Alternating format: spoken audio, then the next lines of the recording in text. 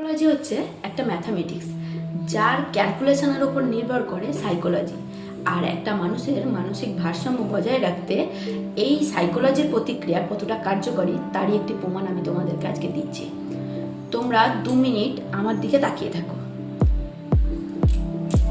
আস্তে আস্তে আমার দিকে তাকাও, একভাবে তাকিয়ে থাকবে একদম, আস্তে তাকা, ফোকাস। সবাই চোখের পাতা ফেলবেন না কেউ।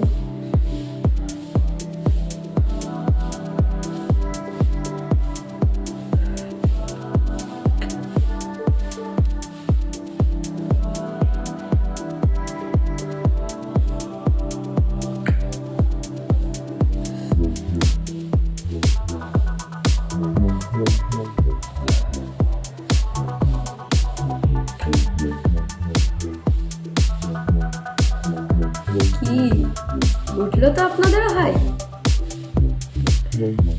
এটাই সাইকোলজি।